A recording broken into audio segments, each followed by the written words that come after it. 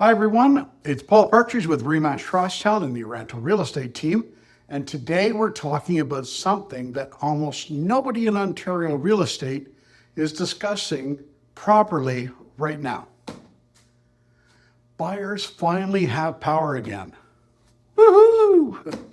But despite that power, many buyers are still frozen in fear. And honestly, that hesitation is creating one of the strangest housing markets Ontario has seen in years. Before I continue, I invite you to support my channel by clicking the like and subscribe buttons so you can stay informed about what's really happening in the Ontario real estate market. Let's get into it. For the first time in years, the market has shifted dramatically away from sellers. During the pandemic boom, buyers had almost no control. Actually, they had no control. There were multiple offers, bully offers, homes selling in hours, buyers waiving inspections and financing conditions just to compete. But today, the power balance has shifted. Inventory has risen across many Ontario markets. Homes are sitting longer, price reductions are becoming more common, and sellers are negotiating again. That means buyers now have opportunity they simply did not have 2 or 3 years ago. They can negotiate price, include a whole pile of conditions, ask for repairs, request closing flexibility, and sometimes even competing against nobody. That's a massive shift. But here's the problem. Most buyers still don't feel confident. Instead of excitement, many buyers are feeling fear. And honestly, I understand why. People are hearing constant negative headlines. The market's gonna crash. Prices are gonna fall further. The economy is slowing. Interest rates are still high. Maybe next year will be better. So buyers are waiting and waiting and waiting. The result is something very unusual. We have a market where buyers have leverage, but many are too nervous to use it. That hesitation is slowing overall sales activity across Ontario. Now, here's what I think people are missing.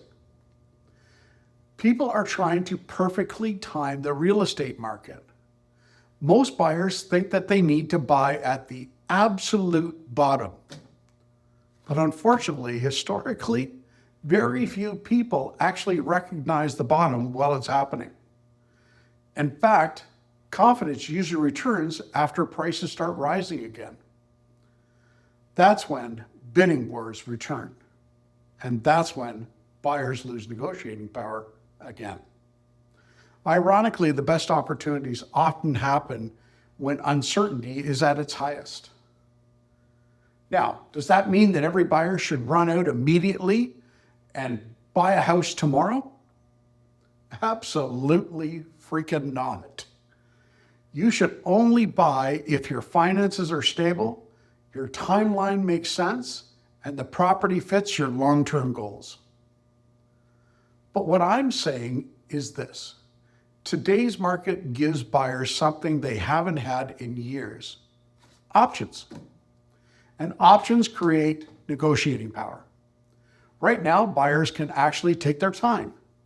They can compare the homes that they're interested in. They can negotiate intelligently. And in many cases, they can avoid the emotional panic buying that we saw during COVID, and that is healthy. But fear becomes dangerous when it creates paralysis, because while buyers are waiting for the perfect conditions, they may miss opportunities that are already right in front of them. And remember, interest rates may eventually start coming back down again further. But when rates fall significantly, demand usually increases quickly. That means more buyers re-enter the market. And when more buyers return, competition rises. So there's this strange balancing act happening right now. Buyers want lower prices, but they want lower rates too. And they want certainty. Unfortunately, markets rarely deliver all three of those at the same time. What I believe we're seeing across Ontario right now is not a housing crash, it's a confidence crisis. Buyers have power again, but emotionally, many still feel uncertain after years of volatility, inflation, rate hikes, and economic fear. And who can blame them?